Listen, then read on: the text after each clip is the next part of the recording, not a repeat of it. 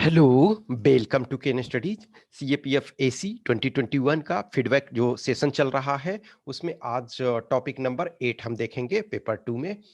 तो इसका आज आज जो है वो हम रिपोर्ट राइटिंग देखेंगे। देखो पहले हम जो भी है 2 एसे फिर एक आर्गुमेंट फिर रिपोर्ट। तो इस ढंग से ये हमारा सेकंड फेज एक तरह से चल रहा है। तो 4-4 का साइकिल एक तरह से 2 एसे फिर एक रिपोर्ट फिर एक ये फिर एक आर्गुमेंट एक फिर रिपोर्ट। तो आज हम देखेंगे रिपोर्ट। तो right report on the given topic in approx 200 words. तो इस 200 वर्ड्स में स्वामित्व स्कीम पर लिखना है। तो स्वामित्व स्कीम इनफैक्ट कह सकते हो इसको फुल ये में होना चाहिए, ठीक है ना? SVAMITVA स्वामित्व एक्चुअल में ये लिखा जाना चाहिए, लेकिन उससे कोई फर्क नहीं पड़ता है आप वो। तो इसका क्या होता है, इसका फुल फॉर्म यदि आप देखोगे तो सर्वे ऑफ विलेज। विलेज आबादी, मतलब आबादी मीन्स जो आपका है जनसंख्या। तो ये सर्वे ऑफ विलेज आबादी and mapping with improvised technology in village areas, technology in village area।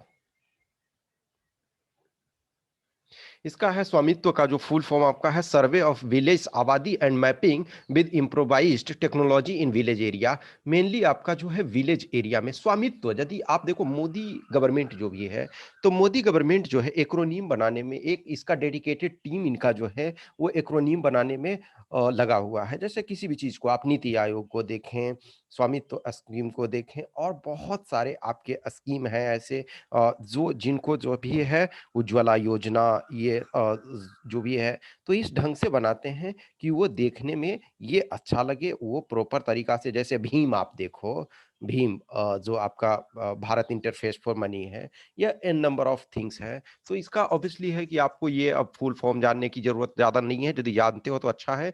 तो यानी सर्वे ऑफ विलेज आबादी and mapping with improvise technology in village area. देखो अभी विलेज एरिया में बहुत सारे जगह में क्या प्रॉब्लम हो रहा है कि आपके पास ए लॉट ऑफ पीपल हैं, तो उनका एग्रीकल्चरल लैंड से लेकर के डिफरेंट जो हाउसिंग लैंड्स हैं, तो उनका प्रॉपर तरीका से पता नहीं है। देखो किसी भी चीज़ को मैप बनाने में या बहुत सारे सर्वे करने में टेक्नोलॉजी जो है आज के डेट में बहुत सारी भूमिका निभाती है। वो ड्रोन की मदद से या कुछ और जो भी टेक्नोलॉजी है, या फिर जियो टैगिंग जो बहुत सारे जैसे आप एमजी नरेगा में भी देखते हो तो उसका जियो टैगिंग किया जाता है। तो ये क्या है, ये स्वामित्व स्कीम क्या है, सेंट्रल सेक्टर स्कीम। देखो एक सेंट्रली स्पॉन्सर्ड स्कीम होता है, एक central sector scheme. Central sector scheme का मतलब है कि सिर्फ और सिर्फ सेंट्रल गवर्नमेंट इसमें रोल अदा करेगी, उसमें जो भी एक्सपेंडिचर ये सारे आएँगे वो सेंट्रल गवर्नमेंट वहन करेगी। जो सेंट्रली स्पॉन्सर्ड स्कीम होता है तो उसमें सेंट्रल गवर्नमेंट और स्टेट गवर्नमेंट मिल करके करती है। अब वो फॉर्मूला क्या होता है, ये योजना टू योजना डिपेंड करता है, और स्टेट टू जनरली एक अदर स्टेट्स को, सारे स्टेट्स को एक कैटेगरी में रखा जाता है। लेकिन जो नॉर्थ ईस्ट के स्टेट हैं प्लस सिक्किम 8 वो, और हिली एरिया वाले हैं जो इधर तो पहले उसमें जम्मू एंड कश्मीर भी आता था, लेकिन जम्मू कश्मीर अब यूनियन टेरिटरी हो गया है। जम्मू कश्मीर और लद्दाख यूनियन टेरिटरी, तो उसका रिलेशन डिफरेंट तरीके से चलता है। तो 8 जो आपका नॉर्थ ईस्ट वाले में सिक्किम को मिला करके, और प्लस आपका Uttarakhand as well as Himachal Pradesh, तो इनका 10 का अलग स्कीम चलता है। तो लेकिन ये क्या है, सेंट्रली जो सेंट्रल सेक्टर स्कीम है, यानी कि सेंट्रली स्पॉन्सर नहीं, सेंट्रल सेक्टर है, यानी कि फुल जो है वो सेंट्रल गवर्नमेंट ये करेगी। तो इसका जो नोडल एजेंसी है, नोडल मिनिस्ट्री कौन है, आपका पंचायती राज, मिनिस्ट्री ऑफ पंचायती राज, क्योंकि ये विलेज एरिया में, रूरल एरिया में ये किया जा रहा है। देखो विलेज एरिया ही है आपका दिया हुआ है। तो इसको लास्ट टाइम यानी 2020 में जो है आपका ये पंचायती राज डे जो 24 अप्रैल को पंचायती राज दिवस मनाया जाता है, उसमें ये किया गया। तो इसका क्या है कि ये इन स्टेट्स द रेवेन्यू डिपार्टमेंट और land record department will be the nodal department and shall carry out the scheme with support of a state Panchayati Raj department, Panchayati Raj department से मिलकर के ये वर्क करेगी। अब इसका ऑब्जेक्टिव क्या होगा, to bring financial stability to the citizens in rural India by enabling them to use their property as a financial asset for taking loans and other financial benefits। अब देखो यदि लोन वगैरह लेने के लिए है, बहुत सारी चीज़ों के लिए, तो प्रॉपर तरीका से जो ऐसे लैंड को फाइनेंशियल एसेट के तौर पे कवर करना कि यस आप ऑन बिहाफ ऑफ जो लैंड आपका है, उसके आधार पे आप लोन ले सकते हो और अदर फाइनेंशियल बेनिफिट्स जैसे मान के चलो कि बहुत सारे स्कीम्स वगैरह गवर्नमेंट लाती है कि यस जिनके पास लैंड है, उनको इस आधार पे लोन दिया जाएगा। सपोज़ किसान क्रेडिट कार्ड है या डिफरेंट बेनिफिट्स है। फिर आपका लैंड रिकॉर्ड प्रॉपर तरीका से कि जैसे मान के चलो कि गवर्नमेंट को ही कोई स्ट्रक्चर क्रिएट करना होता है वो पब्लिक इंटरेस्ट में ही, तो एटलीस्ट गवर्नमेंट को प्रॉपर तरीका से पता हो कि कौन सा लैंड किसके पास है और गवर्नमेंट के पास कितनी लैंड है। फिर उसके बाद determination of property tax which would accrue to the gram panchayat directly in states where it is devolved or is add to the state exchequer। तो प्रॉपर तरीका से भूमि वगैरह है उस पर लगान भी कैलकुलेट हो। फिर उसके बाद सर्वे इंफ्रास्ट्रक्चर मैप वगैरह प्रॉपर तरीका से ये करना, फिर जो डेवलपमेंट के लिए से रिलेटेड चीज़ों पर वर्क करना, फिर उसके बाद कोई भी जैसे है प्रॉपर्टी से रिलेटेड जो केसेस हैं, वो बहुत ज़्यादा हमारे यहाँ हैं। इंडिया में जो कोर्ट में ये नंबर ऑफ केसेस बढ़ने का एक रीज़न वन ऑफ द क्या है कि ये जो है बहुत ज़्यादा हमारे पास कोर्ट केसेस जो हैं लैंड से रिलेटेड ये जुड़े हुए हैं। रिसेंट टाइम में यदि देखोगे कि तो लैंड जो है एक काफ़ी इंपॉर्टेंट एसेट के रूप में उभरा है। उसका कारण क्या है कि यदि आप देखो तो लैंड जो आपका है, सपोज़ इंडिया जब इंडिपेंडेंट हुआ, तो लैंड तो हमारे पास इतने ही थे। इनफैक्ट कहो लैंड कम हो रहा है, लैंड कुछ चीज़ों में कम हो रहा है। नो डाउट कुछ जगह हमने जो बंजर पड़ी भूमि थी, वो सारे को यूज़ करना शुरू किया। लेकिन एक्चुअल में मेजरमेंट जो लैंड का तो वही है और लेकिन बहुत सारे हमने बिल्डिंग्स बना दिए, हाईवे बना रहे हैं टाउनशिप बना रहे हैं, डिफरेंट इंडस्ट्रियल सेटअप बना रहे हैं। तो एक्चुअल में लैंड तो कम होता जा रहा है, लेकिन पॉपुलेशन जो है वो बहुत बढ़ता जा रहा है।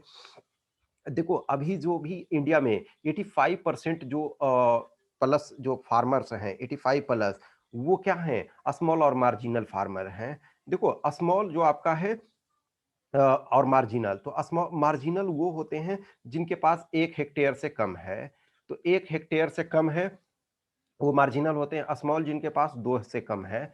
तो मेजॉरिटी नाइन 85% और इनफैक्ट जो मैं देख रहा हूँ ग्राउंड लेवल पे बिहार वगैरह जैसे स्टेट में मुझे लग रहा है कि 95% से ज़्यादा जो हैं वो स्मॉल और मार्जिनल हैं। इसका कारण क्या हो रहा है कि देखो बिहार वगैरह का जनसंख्या जो है बहुत ज़्यादा बढ़ा और लैंड तो आपका फिक्स है और इनफैक्ट कम हो रहा है। तो यहाँ जस्ट एक एग्जांपल मैं दिखाता हूँ कि अभी जैसे सपोज़ हमारे गाँव में ये 4 लेन का रोड बन रहा है।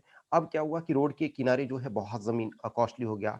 तो कुछ ऐसे जैसे हम लोग के यहाँ भी था तो वो चलो डिफरेंट डिस्ट्रीब्यूशन में अलग-अलग लोगों को पड़ गया। अब एक तरह से हमारे पास नहीं पड़ा मानिए, लेकिन जिनके पास भी पड़ा अब वो क्या है कि सपोज़ कुछ ऐसे फैमिली है तो 6 ब्रदर उनके दादाजी 6 भाई थे, उनके पिताजी 4 थे, फिर वो खुद सपोज़ 2 हैं या 3 हैं डिपेंडिंग ऑन तो एक तरह से देखा जाए तो एकदम बहुत ये पड़ा। हाँ, डिफरेंट-डिफरेंट जगह पे और लैंड है, तो हमारे यहाँ फ्रेगमेंटेड है लेकिन कंबाइंड यदि भी करो तो सपोज़ किसी के पास 5 एकड़ लैंड था या 10 एकड़ भी लैंड था। अब उसके 3 भाई यदि हो गए तो 10 में तो 3 पॉइंट समथिंग एकड़ ही पड़ा है, हेक्टेयर की मैं बात भी नहीं कर रहा हूँ, एकड़।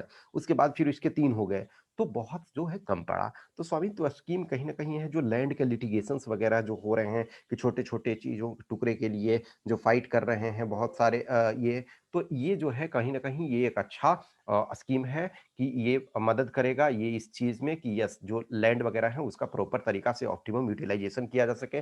सरकार के पास भी प्रॉपर रिकॉर्ड हो कि यस ये लैंड जो है सरकार बहुत सारे अभी भी जो लैंड है वो जो है एक तरह से इलीगल कब्ज़ा है। तो कहीं न कहीं इसके थ्रू जो है उससे भी छुटकारा दिलाया जा सकता है कि जो लैंड वगैरह है वो प्रॉपर तरीका से जिनके पास है उनका रहे और सरकार के पास है तो वो कोई भी एसेट डेवलप करना चाहती है सरकार, कोई भी इंफ्रास्ट्रक्चर डेवलपमेंट करना चाहती है या कुछ ऐसे वर्क को करना चाहती है, तो उसका भी रिकॉर्ड रहे, ठीक है? कुछ भी क्वेश्चन्स क्यूरी है तो आप इसको देखो लिखें और लिखने के लिए ये लिख करके जो भी सब्सक्राइबर हैं, वो हमें इस व्हाट्सएप नंबर या तो 8527146498 पे भेजें या फिर हमें टेलीग्राम नंबर 7404909669 जो सब्सक्राइबर हैं उन्हीं के लिए और जिनको टेस्ट वगैरह देना है वो आप आइदर टेस्ट दो या इस नंबर पे प्लीज कॉल एक्सेप्शनल सर्कमस्टांसेस में ही मैंने बोला है कि यस कॉलिंग के लिए यदि ये है नंबर तो लेकिन एक्सेप्शनल सर्कमस्टांसेस में अदरवाइज बेटर है मैसेज करो जरूरत होगा तब मैं कॉल के लिए आपको ये असाइन करूँगा। तो जो सब्सक्राइबर हैं वो लिख करके सेंड करें, जो सब्सक्राइबर नहीं हैं, जो सब्सक्राइबर इन द सेंस कि जो paid subscriber in the sense कि जो इस कोर्स को इसको जॉइन किए हुए हैं, जिनको जॉइन करना है वो आप हमें इस दिए नंबर पे मैसेज करके संपर्क कर सकते हैं। Okay, thank you.